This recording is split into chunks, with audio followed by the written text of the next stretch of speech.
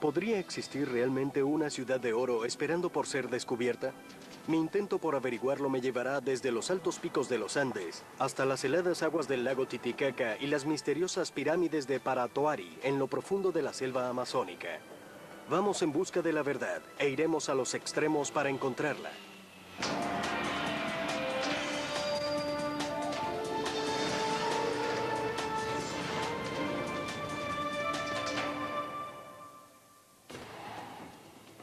Hace 500 años, en las altas montañas de los Andes, comenzó a circular una historia sobre un lugar en el que había más oro del que alguien pudiera imaginar. Los conquistadores españoles lo llamaron El Dorado y pasaron siglos buscándolo. Para ellos no era un mito. Creían que existía realmente debido a las impresionantes cantidades de oro que habían encontrado en Sudamérica. Hola, soy George Bernstein. En ningún sitio había más oro que aquí, en el Cusco, Perú, la capital del Imperio Inca. Durante el siglo XV, los incas construyeron el imperio precolonial más grande y rico de América. Este abarcaba un territorio de unos 5.000 kilómetros entre lo que es hoy Ecuador y Chile. El emperador de este vasto reino era adorado como descendiente del sol, el dios de los incas. Vivía rodeado de lujo y todos los días se ataviaba con adornos de oro puro. Para los españoles que escucharon los cuentos de su riqueza, su oro era como un sueño esperando a hacerse realidad. Cuando los españoles llegaron al Cusco, se encontraron con templos cubiertos de oro. Y no solo eso, también había efigies, ornamentos, joyas, vestidos, todo de oro. Los incas parecían tener una fuente inagotable. Pero para los conquistadores, el oro nunca era suficiente. Los rumores que circulaban sobre una ciudad de oro oculta en la selva se convirtieron en una obsesión. Incluso hoy en día, los buscadores de tesoros se atreven a arriesgar sus vidas con la esperanza de hallarla.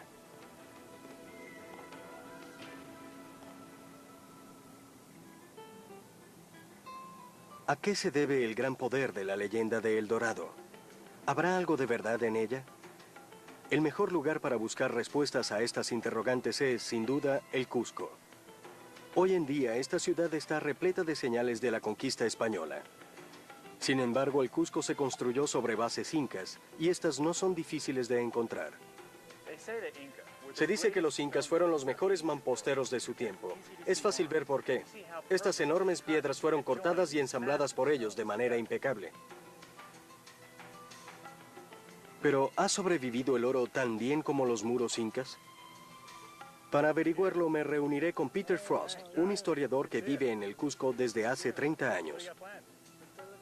Peter me lleva a la Catedral Española, construida con los botines de la conquista. Nunca había visto tanto oro en mi vida. El altar está literalmente forrado. Así que aquí fue donde terminó mucho de aquel oro. Mucho, sí. Los españoles acumularon enormes cantidades de oro inca.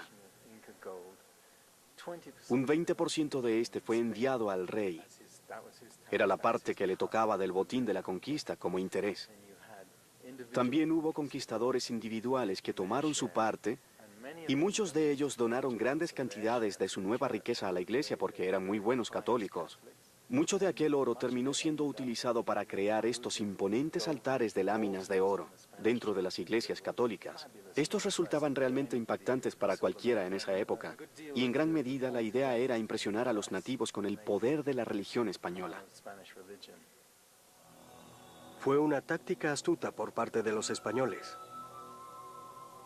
Sabían que el oro era sagrado para los incas, quienes lo usaban para crear hermosos objetos en honor a su dios, el sol. Pero para los conquistadores, el oro tenía un significado muy diferente. Los españoles fundieron la mayor parte de los hermosos objetos incas. Para ellos el metal representaba riqueza y por eso lo convertían en monedas o lingotes. Entonces los incas tuvieron que ser testigos de cómo los españoles fundían el metal de sus reliquias sagradas. Así es. Ellos vieron cómo los españoles arrancaban, fundían, hacían desaparecer sus significados autóctonos, su cosmología, sus símbolos religiosos. Fue un gran trauma para ellos. Fue parte del trauma de la conquista. Peter me muestra el resto de la iglesia y sigo sorprendiéndome ante la cantidad de oro que hay aquí adentro.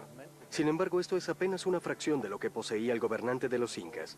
Este era el único dueño de todo el oro del imperio, así que recibía tributos regulares de cada territorio conquistado. En términos actuales, esto equivaldría a millones y millones de dólares. Es decir, era una fortuna inmensa. Y fue tomada por personas pobres, por personas que en su país de origen no eran nadie. Los conquistadores. De un día para otro se hicieron ricos, más ricos de lo que hubieran podido soñar. Es una historia extraordinaria, en verdad. Pero ¿cómo se relaciona todo esto con la leyenda de El Dorado? A mi parecer, El Dorado fue el sueño de aquellos que no tenían nada aún. La primera ola de conquistadores se apoderó de una inmensa fortuna. Y esa historia llegó a España y a Centroamérica, donde los españoles ya estaban establecidos. A raíz de ello, muchísima gente comenzó a venir al sur en busca del oro. Pero ¿dónde estaba realmente ese oro? La mayor parte ya estaba en manos de los primeros conquistadores. Sin embargo, los que vinieron después necesitaban un sueño que justificara sus esperanzas. Lo que Peter dice es que la leyenda de El Dorado persistió porque los conquistadores querían desesperadamente creer en ella. La versión inca de esta historia también siguió evolucionando, incluso mucho después de la invasión española de 1532. Cuenta la leyenda que los incas salvaron algunos de sus tesoros y los ocultaron en una ciudad mítica, ubicada en medio de la selva tropical. Es una leyenda que ha sobrevivido en el tiempo y que posiblemente tenga algo de verdad. La leyenda de El Dorado tiene tantas capas que no me sorprende que haya adquirido una vida independiente. Y acabo de enterarme de que hay algo más. Un reciente descubrimiento está dando a los exploradores renovadas esperanzas de que El Dorado sea más que un mito. Por suerte pude dar con un experto explorador llamado Greg Dyer Menyen. Greg ejerce como psicólogo en Boston, pero desde hace 20 años pasa gran parte de su tiempo libre en las selvas del Perú en busca de El Dorado. ¿Qué ha reanimado las expectativas en torno a El Dorado? Esto ¿Y eso qué es? es una copia de una carta escrita a mediados del siglo XVI por un sacerdote jesuita. Fue descubierta hace poco en los archivos del Vaticano. ¿Y qué dice sobre El Dorado? Describe el viaje de unos indígenas de ese tiempo al reino de Paititi. ¿Qué es Paititi? Se dice que Paititi es la ciudad de oro inca, que está más allá del Cusco. Así que los incas también creían en la existencia de una ciudad de oro más allá del Cusco. ¿Podría ser este el mismo lugar que los españoles llamaban El Dorado? Los incas creían ser descendientes de un gran héroe llamado Incari. Este habría emergido de las aguas del lago Titicaca para fundar el Cusco y habría muerto en Paititi, en lo profundo de la selva. Cuando los españoles escucharon esta historia, comenzaron a buscar Paititi creyendo que sería el verdadero El Dorado, pero nunca lo encontraron. Ahora Greg afirma que esta carta hace creíble la idea de que Paititi fue un lugar real y tangible. Además, la carta lo describe como un sitio rico en oro. Quizá El Dorado haya existido en verdad. Según estas instrucciones, ¿dónde se encuentra ubicado Paititi? Siguiendo en línea recta hacia el noreste, este documento nos da muchas pistas que antes no teníamos. ¿Hacia el noreste, desde Cusco? Hacia el noreste de Cusco, sí. ¿Y dónde estaría Paititi en el mapa? Estaría a una distancia indefinida del Cusco en esta dirección. Esta pista nos llevaría a atravesar el área de Pantiacoya, que es la zona más frecuentemente asociada con Paititi en las leyendas peruanas. La mayor parte de Pantiacoya está constituida por una densa selva inexplorada. Al sur de esta hay una serie de extrañas formaciones conocidas como las pirámides de Paratoari. Greg fue el primero en explorarlas en 1996. En ese entonces no pudo determinar a ciencia cierta si son pirámides naturales o hechas por el hombre. Por eso mismo afirma que vale la pena estudiarlas más a fondo, pero advierte que es muy difícil llegar a ellas. El terreno es tortuoso, está todo cubierto de una densa vegetación. Hay musgo, barrancos, densa neblina, grandes altiplanos en medio de la selva, terrenos menos altos y ríos innavegables. Por todo eso, viajar por ahí constituye una dificultad tras otra. ¿Podrías ayudarme a organizar una expedición hasta allá? Por supuesto que sí. Sí, será toda una aventura. Sí. Greg me ha emocionado con la posibilidad de encontrar Paititi. Sin embargo, tiene muchos preparativos que hacer antes. En nuestra expedición cubriremos una amplia gama de terrenos. Atravesaremos montañas, ríos y densas selvas que muy pocos han penetrado. Parece que nos espera una verdadera aventura. Mientras tanto, yo haré una mini expedición por mi cuenta. Aunque sé por qué los españoles querían oro, quiero saber más sobre lo que este significaba para los incas. A continuación, el lago Titicaca. A una altura a la que la mayoría se lanza en paracaídas, yo me sumerjo en las heladas aguas de uno de los lagos más altos del mundo. Y todo en busca de pistas sobre la verdadera historia de El Dorado. En busca de El Dorado, la legendaria ciudad de oro. Me han dicho que aquí en Perú se le llama Paititi y que podría ser algo más que una simple leyenda. En Cusco vi una carta del siglo XVI que sugiere que la ciudad existe en realidad. Antes de salir en su búsqueda me dirijo al lago Titicaca, el lago sagrado de los incas. Desde hace siglos se lo asocia con el precioso metal. Cielos. Este es el lago Titicaca. Está casi 4.000 metros sobre el nivel del mar. Casi no puedo ni respirar. Mi cuerpo tardará unos días en aclimatarse. Pero estoy ansioso por meterme al agua. He oído que los incas sacrificaron tesoros de oro a este lago hace 500 años. ¿Por qué habrían de sacrificar algo tan valioso? Me pregunto si aún queda alguna evidencia en el fondo del lago. Solo hay un modo de averiguarlo. Bucear a esta altura es un verdadero reto. Casi nadie bucea en el lago Titicaca. Pero mi guía, Gustavo Villavicencio, siente una gran pasión por la arqueología submarina, a pesar de los peligros que conlleva. El buceo de altura conlleva toda una serie de riesgos particulares. A 4.000 metros, la presión atmosférica es menos de la mitad que al nivel del mar. Eso hace que el buceo sea mucho más peligroso. Entonces, para estar a salvo, debemos ser conservadores en cuanto al tiempo de inmersión. Sí, muy conservadores. ¿Nos sumergiremos por menos tiempo por la altura? Sí, debido a la altura. También hay que considerar que esta agua es muy fría. Estaremos a 9 grados centígrados. ¿Eso es agua fría? Sí, es agua fría. He buceado en el Caribe y en el Pacífico, donde Sí, el agua es tibia. es genial. Esta será la primera vez que me sumerja en un agua tan fría y a esta altura. Por primera vez sentirás lo que es un agua muy fría. ¿De veras? Muy fría. Muy bien. En 2004, una expedición llevada a cabo con un sumergible a control remoto encontró un icono de oro cuyo peso estimado es de 35 kilogramos. Así que es probable que haya muchas más cosas ahí dentro. Pero bucear en este lago no será una tarea fácil. Me siento un poco aprensivo. Nunca he buceado a esta altura. Nunca he buceado en aguas heladas, invernales. Además, veo que Gustavo lleva puesto un traje seco y yo no. Quizá él sepa algo que yo no sé. Eres fuerte. ¿Fuerte? Más fuerte que yo, al menos. Pues veremos. Sí, estoy un poco nervioso por esto de la altura. No estoy seguro de cómo me irá. Vamos a sumergirnos con tanques a 4.000 metros de altura. Vamos a ver.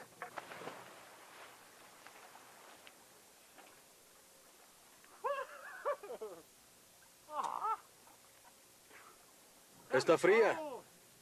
¿Hablabas en serio? Al comienzo sentí que me había lanzado a un barril de hielo. El agua está a 9 grados centígrados, así que lo del hielo no es una gran exageración. Pero me obligo a adaptarme, moviéndome y respirando muy lentamente. Comienzo a buscar el brillo del oro. De haber oro aquí, se habrá asentado en lo más profundo del lago con el paso de los siglos. Cada roca, cada porción de vegetación podría ocultar algo precioso. Pero sé que no lo encontraré sin hacer un gran esfuerzo. Los segundos pasan uno a uno. Solo podemos permanecer abajo por 25 minutos. Ahora entiendo por qué la mayoría de las expediciones han tardado semanas en encontrar algo aquí. Debe haber una manera más fácil de determinar por qué los incas sacrificaban oro a este lago. No nos conviene quedarnos más tiempo del debido. Me hubiera gustado encontrar oro, pero ha sido una inmersión hermosa, definitivamente. Una aventura que ha valido la pena. Al día siguiente volvemos al lago. Sabiendo de mi interés por su historia, Gustavo me lleva hasta una isla sagrada. Me señala diversos santuarios de piedra y me cuenta que los adoradores se reunían en torno a ellos cuando el sol salía sobre el lago para adorar al dios Sol. ¿Quién los construyó? Son preincaicas, posiblemente Tiahuanaco. Así que son viejos. Sí, son viejos. Llevan mucho tiempo aquí. Tienen quizá unos 1000 años aquí. Si hubiéramos estado aquí mismo hace 1000 años mirando este santuario, ¿qué estaríamos presenciando? Veríamos gente orando y lanzando cosas al lago como objetos de cerámica, oro a veces, cajas talladas en piedra con ídolos adentro. Todo eso lo lanzaban al lago. ¿Lanzaban oro al agua? Así es. De modo que incluso mucho antes de los incas, los antiguos peruanos sacrificaban oro a este lago. El oro era un símbolo de su dios, el sol. Por eso, no sorprende que su valor fuera para ellos de orden espiritual, no monetario. También me doy cuenta de que el lago Titicaca es más relevante para mi búsqueda de lo que yo creía, porque fue aquí, en los elevados lagos sagrados de los Andes, donde comenzó realmente la leyenda de El Dorado.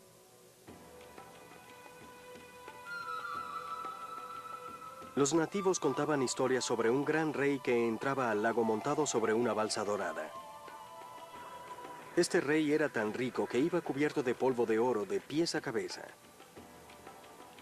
Y mientras se bañaba en el lago, hacía ofrendas de oro a los dioses. Los españoles bautizaron a ese rey con el nombre de El Dorado.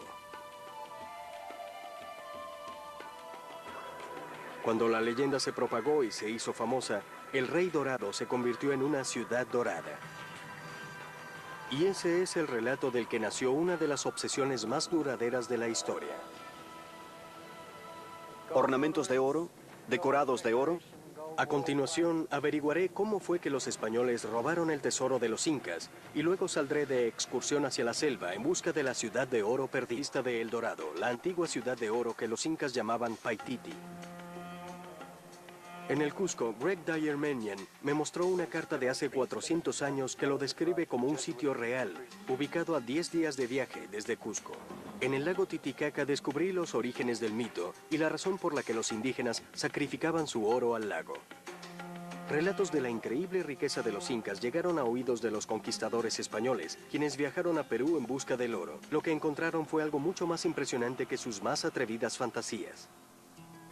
¿Qué es el Coricancha? Volví a reunirme con Peter Frost en el Cusco.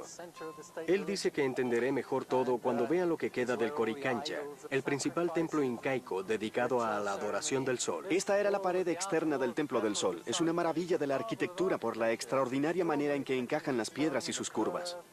Peter me cuenta que los españoles construían muchas de sus iglesias encima de los templos de los nativos. Este era parte de su esfuerzo por convertir a los incas. En este caso hay más del templo inca original preservado en el interior de la iglesia. ¿Cómo era este lugar en tiempo de los incas? Espectacular sin duda alguna. Impresionante, todo cubierto de oro. Habrías visto láminas de oro por doquier sobre las paredes, así como ornamentos y decorados de oro y revestimiento de oro sobre los muros. ¿Entonces toda esta pared estaba cubierta de oro? Muy probablemente. ¿Y había efigies de oro aquí? Así es. Era un lugar brillante y lleno de luz, realmente impactante. Los incas llegaron a considerar el oro como un metal sagrado debido a su capacidad de atrapar los rayos del sol. Aprendieron a fabricar hermosas figuras con el metal, pero nunca tomaron en cuenta su valor monetario hasta la llegada de los españoles en 1532.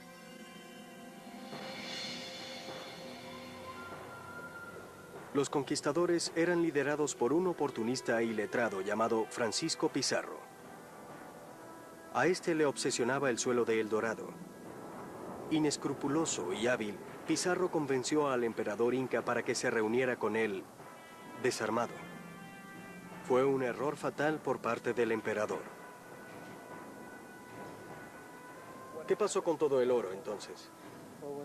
Cuando Francisco Pizarro entró al Imperio Inca, capturó al emperador inca, y este le ofreció llenar una habitación completa de oro y 2 de plata, a cambio de su libertad. ¿Pizarro capturó al rey inca y lo usó para exigir un rescate? Correcto. Pizarro dudaba de que los incas pudieran pagar tal rescate, pero le concedió a Atahualpa 2 meses para que el oro alcanzara la altura de una línea que trazó en la pared de su celda, y envió a algunos de sus hombres para que ayudaran a recolectar el botín. Pizarro envió a 4 hombres suyos al Cusco, sabiendo que aquí había una enorme cantidad de oro. Estos vinieron aquí al Coricancha, y al ver tal riqueza destrozaron el extraordinario tesoro y lo enviaron a Pizarro, quien haría fundir el metal. Es decir, que esos 4 soldados españoles entraron aquí y vieron un lugar totalmente cubierto de oro. Trato de imaginarlo. Había oro por todas partes, ¿correcto? Había incluso un jardín de oro, con flores y mazorcas de oro, con patatas hechas de oro y plata, con animales, y los españoles simplemente se lo llevaron todo. Durante semanas llegó el oro a la celda de Atahualpa desde todos los rincones del imperio inca. Pero a medida que la pila iba creciendo, Pizarro se fue poniendo aprehensivo con relación a la idea de liberar a su cautivo. Así que decidió faltar a su palabra, matando a Atahualpa antes de que el rescate hubiera sido completamente pagado. Los españoles destruyeron los tesoros de la cultura incaica. Fundieron el oro para fabricar lingotes y se dividieron el botín.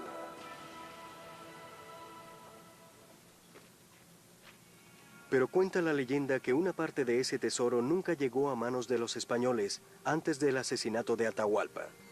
Se dice que los mismos incas se llevaron esa parte a la selva, a la ciudad que llaman Paititi.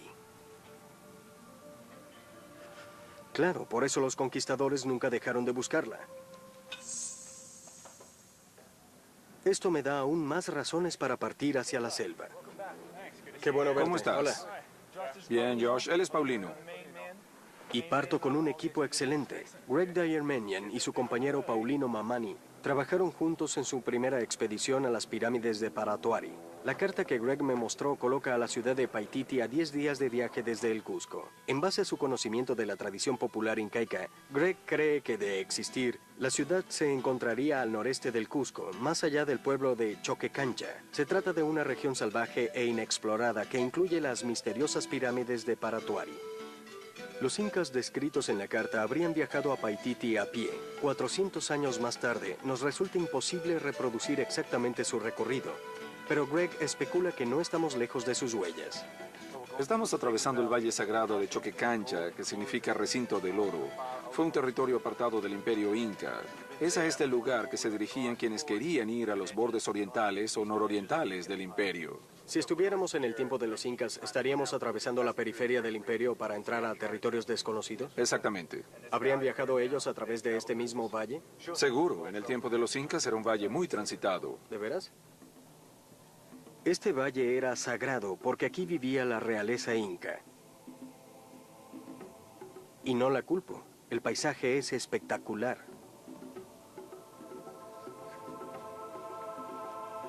Las colinas aún muestran terrazas para la siembra y el cultivo, tal y como lo dispusieron los incas. De hecho, el paisaje parece haber cambiado muy poco desde la conquista española. Los descendientes de los incas aún siembran y crían cabras y llamas, como hicieron sus antecesores hace 600 años.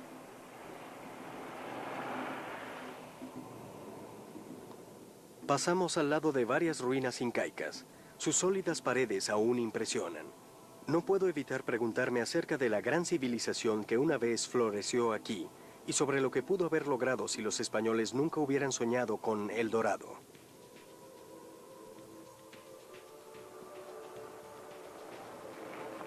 Estamos a 160 kilómetros de Choquecancha, desde donde seguiremos el camino a pie.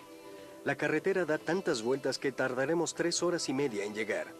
En una carretera como esta no me molesta ir despacio.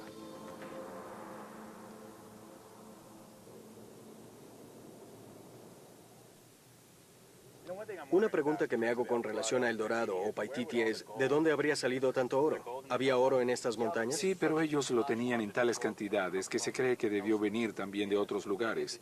Muchas zonas de la selva también abastecieron de oro a los incas. ¿Era oro aluvial del que se encuentra en superficie o había que extraerlo? Lo había del de suelo? ambos tipos, pero la mayor parte se encontraba en superficie. ¿De veras? ¿Es posible que encontremos Es posible. algo? Eso sería emocionante. Sí. ¿Y si encontramos oro, podremos quedárnoslo?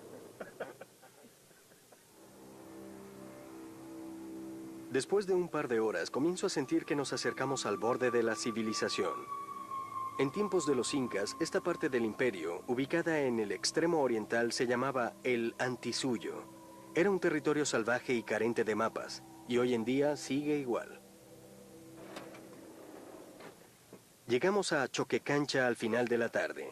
Al parecer nos han estado esperando. Me atraen los muros de piedra que bordean toda la plaza. En áreas remotas como esta, la arquitectura nunca es tan sofisticada, a menos que indique algo sumamente importante. Greg me cuenta que estos muros marcan el límite noreste del Imperio Inca. Más allá de ellos quedan la frontera y la legendaria ciudad de Paititi. Así que más allá de este muro solo se puede ir montado sobre una llama para adentrarse en la selva, ¿correcto? Llevaremos a las llamas hasta el borde de la selva, pero no entraremos a la selva con ellas. ¿Las montaremos? No, ellas solo nos acompañarán. Entraremos sin ellas. No tengo experiencia con las llamas, y menos en excursiones. Supongo que ellas llevarán parte de nuestro cargamento. ¿Por qué no vamos allá para que me expliques cómo funciona todo? ¿Son amigables? No, son un poco asustadizas. Ah, entiendo. Sí, hay que darse tiempo para conocerlas. Este es algo salvaje. Las llamas han sido los animales de carga de los Andes durante milenios, pero me doy cuenta de que no son muy fuertes. No pueden llevar sino unos 36 kilogramos, y eso por un tiempo no muy largo. Así que si una se cansa, se pasa la carga a otra de ellas. Oye, llama, no saltes. Bien, parece que esta es un poco inquieta. Las llamas ya están listas, y nosotros también.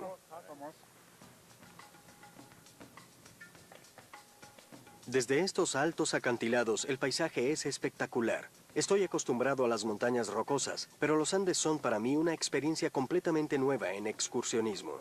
Me persigue un grupo de llamas. Cielos. Quieren adelantarnos. Quieren adelantarme. Mi cuerpo al fin se va acostumbrando a la altura. Greg, ¿a qué altura estamos ahora? Estamos a unos 3.000 metros. Entonces estamos por debajo del Cusco y muy por debajo del Sí, Titicaca. sí. Es agradable poder respirar de Estoy de nuevo. acuerdo. De todos modos, estamos bastante alto. El camino que estamos siguiendo es bastante antiguo, pero se conserva en bastante buen estado. Greg, este es parte del camino del Inca, ¿no? Sí, esto es parte de una red incaica de caminos que van desde Choquecancha hacia el norte y hacia el este de donde estamos. Así que este no es el camino del Inca en el que piensa la gente cuando piensa en Machu Picchu, pero es un camino Correcto. Inca. Este es uno de los muchos. Me entero de que, en cierto modo, los incas fueron iguales a los romanos. Unificaron su imperio por medio de vías de tránsito. Los incas construyeron más de 24.000 kilómetros de ellas. Unos mensajeros llamados chasquis llevaban noticias y paquetes de un extremo al otro del imperio. Un equipo de estos corredores podía llevar pescado fresco desde el Pacífico hasta la mesa del emperador en el Cusco en un solo día, recorriendo una distancia de casi 500 kilómetros. Greg me dice que los caminos incas eran tan buenos que un viaje a Paititi hoy en día podría tomar más tiempo que hace 400 años, a pesar de la ventaja que nos da a nosotros el auto. Seguimos descendiendo hasta que ya no hay más luz solar. Esta parte del viaje me recuerda a la apacible calma que precede a las tormentas. Sé que el camino será mucho más arduo cuando entremos a la selva. Muchos exploradores han perecido en ese terreno denso y carente de mapas. A continuación, una de las últimas áreas inexploradas de Sudamérica. ¿Quién sabe qué peligros encontraremos al ir tras la pista de la antigua ciudad de oro inca? De una expedición para encontrar Paititi, el dorado peruano que obsesionó a los conquistadores españoles durante siglos. Mi viaje fue motivado por el descubrimiento de una carta en la que se describe un viaje similar a Paititi, realizado por un grupo de incas hace 400 años. El líder de nuestra expedición, Greg Dyer Menyen, ha determinado que, de existir, la ciudad perdida se encuentra en medio de la densa selva de Pantiacoya. En la zona sur de ese salvaje territorio hay una serie de extraños montículos conocidos como las pirámides de Paratuari, y hacia allá nos dirigimos. Para llegar deberemos atravesar una de las selvas más vírgenes del planeta. Las llamas fueron de gran ayuda en los altiplanos, pero aquí abajo hace demasiado calor para ellas. De haberlas traído serían un estorbo. De aquí en adelante, nuestra búsqueda de El Dorado se hará en medio de las selvas del Amazonas, e iremos en bote. Hola, Paulino. A nuestra expedición se suma ahora Darwin Moscoso, un experto local en los ríos de la selva. Tenemos que salir rápido porque el camino es largo. El motor fuera de borda del bote está adaptado a las llanas corrientes del río que encontraremos más adelante en la selva. ¿Cómo se llama este tipo de bote? ¿Peque peque? Peque, peque. Usa un solo cilindro y suena peque, peque, peque. De ahí el nombre. A la selva.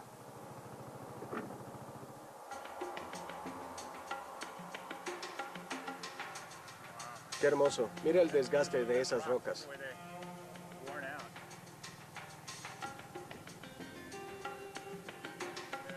La distancia que debemos recorrer es de unos 27 kilómetros. Suena fácil. Espero que hayas hecho esto antes y que no choquemos con ninguna roca. Pero en la selva las distancias pueden no significar nada. Abrirse camino en esta agua es como hacerlo a través de un laberinto sin fin. Greg, para llegar a donde podría estar Paititi, debemos navegar por este río grande y luego tomar uno más pequeño. Luego tendremos que abrirnos paso entre la vegetación a pie. Así es. Suena bien.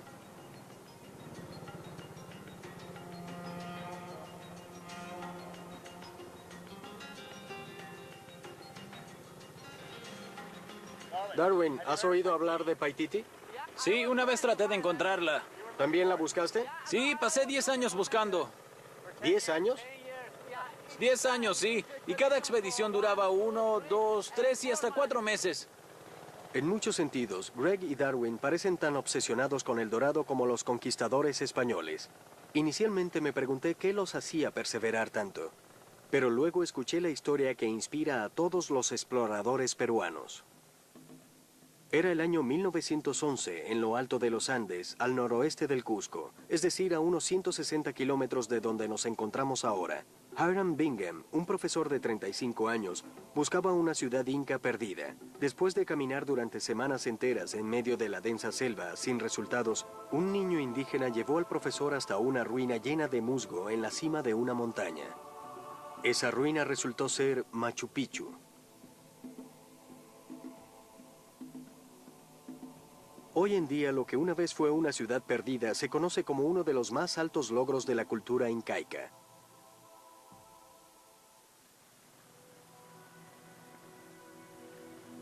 Historias como la de Machu Picchu mantienen a los exploradores ávidos de volver una y otra vez a la frontera amazónica de Perú. En muchos sentidos, este territorio sigue siendo tan virgen como hace 500 años. No puedo evitar pensar en los cientos de exploradores que han perdido sus vidas en esta selva por causa de nativos hostiles, animales salvajes y ríos que se crecen y se vuelven turbulentos en cuestión de minutos. Están muy bajo. ¿Quieres que nos bajemos y alemos el bote? En poco tiempo nos vemos en problemas. ¿Qué hacemos ahora, Darwin? Es hora de empujar, amigo. Tenemos que empujar. ¿Dices que hay que empujar? ¿Qué tan fuerte? Tenemos que empujar hasta el canal que está ahí. De acuerdo. Ok, 1, 2, 3.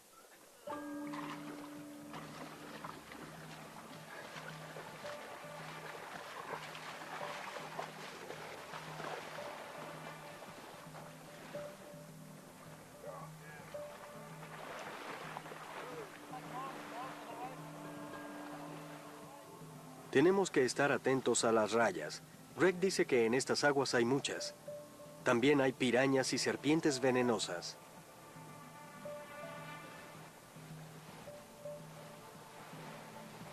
No lamento tener que volver a subir al bote.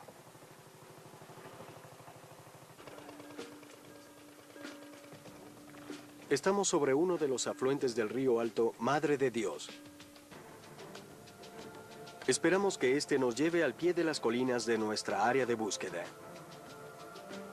Existen docenas de afluentes en esta zona, y Greg, Paulino y Darwin han explorado muchos de ellos en expediciones previas a Paititi. Siento que nos adentramos cada vez más en una selva primitiva, en un ambiente completamente intocado por el ser humano.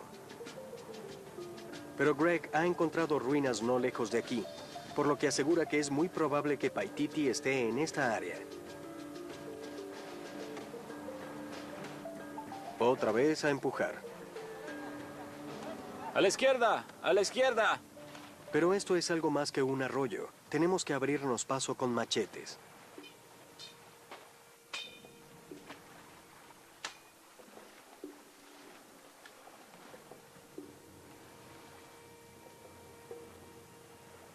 Probamos varios afluentes, pero el resultado final siempre es el mismo.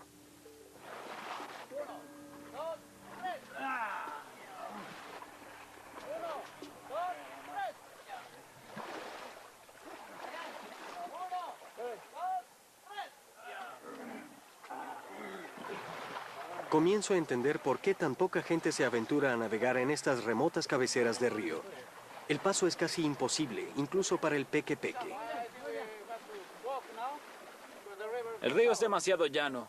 Parece que hemos llegado al final. Tendremos que dejar el bote aquí y salir a caminar por la selva.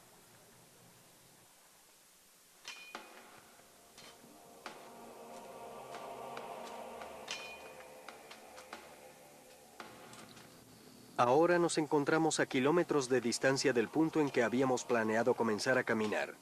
Además, Greg y el resto del equipo no conocen bien esta parte de la selva. Para llegar a nuestra área de búsqueda, deberemos emplear hasta la última gota de energía que tenemos.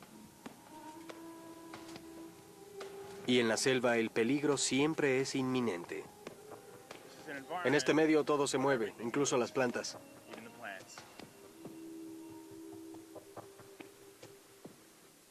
Y si no se mueve, muerde, pica. Cuidado con esta. O pincha.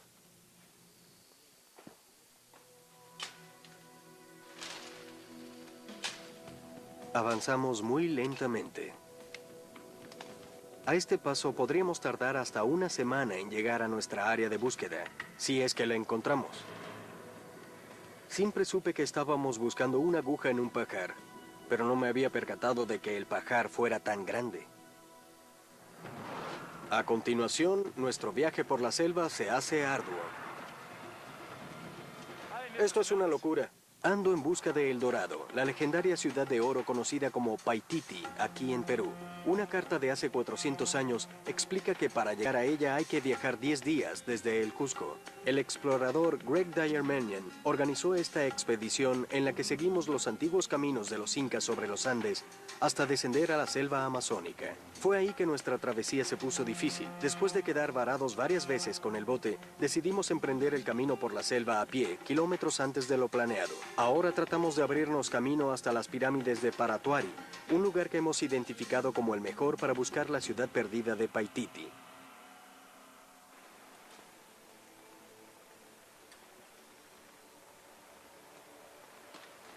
Justo cuando comienzo a pensar que quizá lo lograremos, empieza a llover. Sé que estamos en una selva tropical, pero esta lluvia no cede.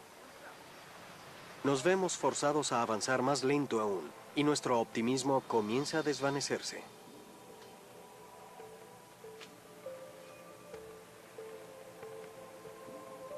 Ahora sí que estamos en medio del peligro. Si alguno de nosotros se dobla un tobillo o se topa con una serpiente, estamos a kilómetros de alguien que pueda auxiliarnos.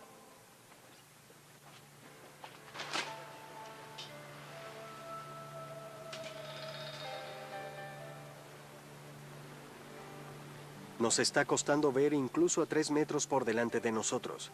Según Greg, la vegetación cerca de las pirámides es tan espesa que podríamos estar parados sobre una sin darnos cuenta.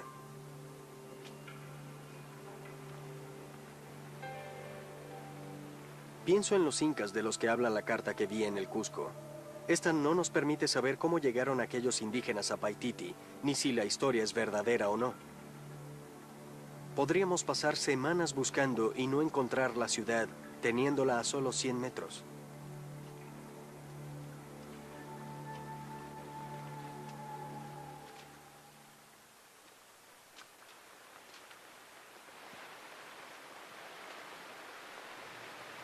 Esto es una locura.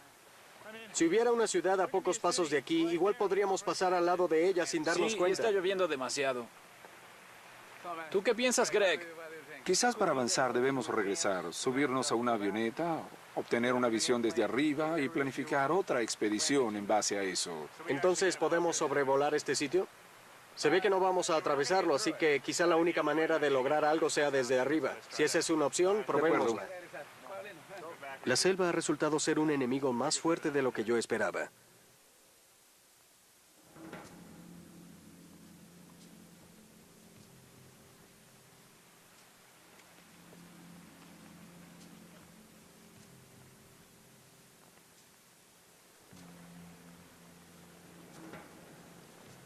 El equipo que logra finalmente regresar al Peque Peque está empapado y bastante desilusionado.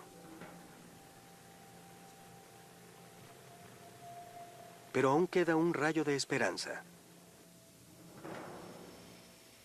La Fuerza Aérea Peruana sobrevuela la selva para repartir correo. No logro imaginar a quién, pero es un hecho que hay tribus que viven en las partes más remotas del Amazonas. Aunque no logramos llegar a las pirámides a pie, parece que la Fuerza Aérea está dispuesta a darnos una visión aérea del terreno.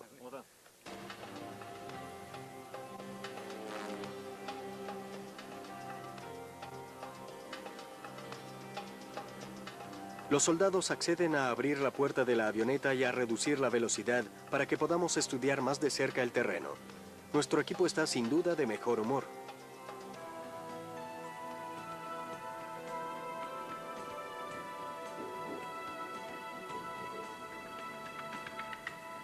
Mientras me abría paso por la selva con el machete, no me daba cuenta de lo vasta que es. Tiene cientos de kilómetros de extensión.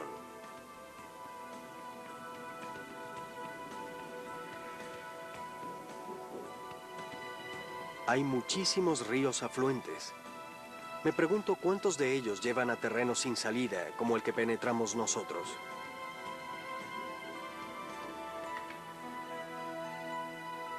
De pronto veo algo inusual.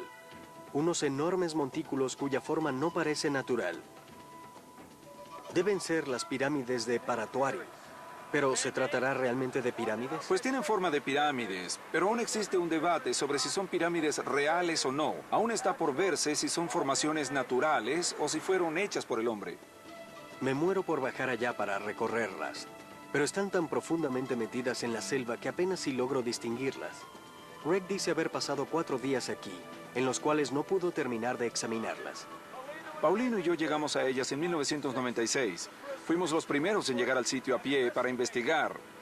Exploramos una gran parte de ellas y concluimos que lo más probable es que sean naturales, pero aún quedan partes sin examinar. ¿Es posible que tengamos que volver algún día? La única manera de asegurarse es estando ahí, a pie. No hay lugar donde aterrizar. Tengo que aceptarlo. No podré acercarme más a esas pirámides, al menos por ahora. ¡Son grandiosas! ¿Verdad que sí? Sí. Greg afirma que lo más probable es que las pirámides sean una formación natural. Sin embargo, existe una pequeña posibilidad de que hayan sido hechas por el hombre. Quizás incluso sean restos de alguna ciudad perdida, como Paititi. Sea como sea, esta mirada aérea me ha dado una nueva perspectiva sobre las razones que mantienen viva la leyenda de El Dorado.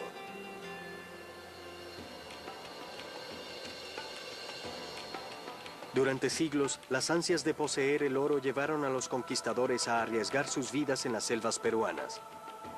Pero para los exploradores de hoy en día, el motor ya no es el oro, sino la expectativa de hacer un nuevo descubrimiento. Lo que quieren es encontrar un pedazo perdido de la historia y restaurar su maravillosa belleza para que todos puedan apreciarla. Es una expectativa que puedo entender.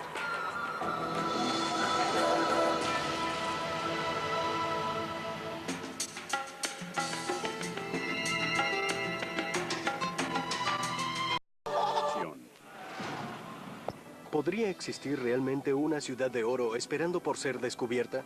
Mi intento por averiguarlo me llevará desde los altos picos de los Andes hasta las heladas aguas del lago Titicaca y las misteriosas pirámides de Paratoari en lo profundo de la selva amazónica. Vamos en busca de la verdad e iremos a los extremos para encontrarla.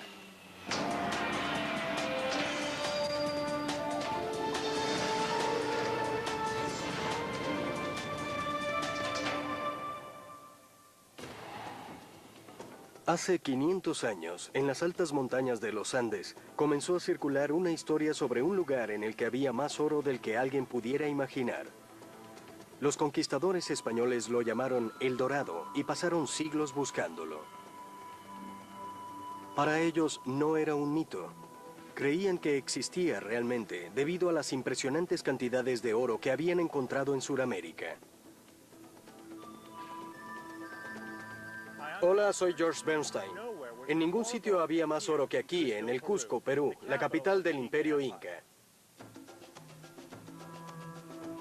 Durante el siglo XV, los incas construyeron el imperio precolonial más grande y rico de América. Este abarcaba un territorio de unos 5.000 kilómetros entre lo que es hoy Ecuador y Chile. El emperador de este vasto reino era adorado como descendiente del sol, el dios de los incas. Vivía rodeado de lujo y todos los días se ataviaba con adornos de oro puro. Para los españoles que escucharon los cuentos de su riqueza, su oro era como un sueño esperando a hacerse realidad. Cuando los españoles llegaron al Cusco, se encontraron con templos cubiertos de oro. Y no solo eso, también había efigies, ornamentos, joyas, vestidos, todo de oro. Los incas parecían tener una fuente inagotable. Pero para los conquistadores, el oro nunca era suficiente. Los rumores que circulaban sobre una ciudad de oro oculta en la selva se convirtieron en una obsesión. Incluso hoy en día, los buscadores de tesoros se atreven a arriesgar sus vidas con la esperanza de hallarla.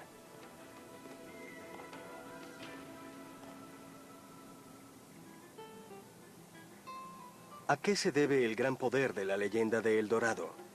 ¿Habrá algo de verdad en ella? El mejor lugar para buscar respuestas a estas interrogantes es, sin duda, el Cusco. Hoy en día, esta ciudad está repleta de señales de la conquista española. Fue una táctica astuta por parte de los españoles. Sabían que el oro era sagrado para los incas, quienes lo usaban para crear hermosos objetos en honor a su dios, el sol. Pero para los conquistadores, el oro tenía un significado muy diferente. Los españoles fundieron la mayor parte de los hermosos objetos incas. Para ellos el metal representaba riqueza y por eso lo convertían en monedas o lingotes. Entonces los incas tuvieron que ser testigos de cómo los españoles fundían el metal de sus reliquias sagradas. Así es. Ellos vieron cómo los españoles arrancaban, fundían, hacían desaparecer sus significados autóctonos, su cosmología, sus símbolos religiosos. Fue un gran trauma para ellos. Fue parte del trauma de la conquista. Peter me muestra el resto de la iglesia y sigo sorprendiéndome ante la cantidad de oro que hay aquí adentro. Sin embargo, esto es apenas una fracción de lo que poseía el gobernante de los incas. Este era el único dueño de todo el oro del imperio, así que recibía tributos regulares de cada territorio conquistado. En términos actuales, esto equivaldría a millones y millones de dólares. Es decir, era una fortuna inmensa. Y fue tomada por personas pobres, por personas que en su país de origen no eran nadie. Los conquistadores. De un día para otro. Sin embargo, el Cusco se construyó sobre bases incas, y estas no son difíciles de encontrar. Se dice que los incas fueron los mejores mamposteros de su tiempo. Es fácil ver por qué. Estas enormes piedras fueron cortadas y ensambladas por ellos de manera impecable. Pero, ¿ha sobrevivido el oro tan bien como los muros incas? Para averiguarlo, me reuniré con Peter Frost, un historiador que vive en el Cusco desde hace 30 años. Peter me lleva a la Catedral Española, construida con los botines de la conquista. Nunca había visto tanto oro en mi vida. El altar está literalmente forrado. Así que aquí fue donde terminó mucho de aquel oro. Mucho, sí. Los españoles acumularon enormes cantidades de oro inca. Un 20% de este fue enviado al rey. Era la parte que le tocaba del botín de la conquista como interés. También hubo conquistadores individuales que tomaron su parte y muchos de ellos donaron grandes cantidades de su nueva riqueza a la iglesia porque eran muy buenos católicos. Mucho de aquel oro terminó siendo utilizado para crear estos imponentes altares de láminas de oro dentro de las iglesias católicas. Estos resultaban realmente impactantes para cualquiera en esa época, y en gran medida la idea era impresionar a los nativos con el poder de la religión española. Estos se hicieron ricos, más ricos de lo que hubieran podido soñar. Es una historia extraordinaria, en verdad. Pero ¿cómo se relaciona todo esto con la leyenda de El Dorado? A mi parecer, El Dorado fue el sueño de aquellos que no tenían nada aún. La primera ola de conquistadores se apoderó de una inmensa fortuna. Y esa historia llegó a España y a Centroamérica, donde los españoles ya estaban establecidos. A raíz de ello, muchísima gente comenzó a venir al sur en busca del oro. Pero ¿dónde estaba realmente ese oro? La mayor parte ya estaba en manos de los primeros conquistadores. Sin embargo, los que vinieron después necesitaban un sueño que justificara sus esperanzas. Lo que Peter dice es que la leyenda de El Dorado persistió porque los conquistadores querían desesperadamente creer en ella. La versión inca de esta historia también siguió evolucionando, incluso mucho después de la invasión española de 1532. Cuenta la leyenda que los incas salvaron algunos de sus tesoros y los ocultaron en una ciudad mítica, ubicada en medio de la selva tropical. Es una leyenda que ha sobrevivido en el tiempo y que posiblemente tenga algo de verdad. La leyenda de El Dorado tiene tantas capas que no me sorprende que haya adquirido una vida independiente. Y acabo de enterar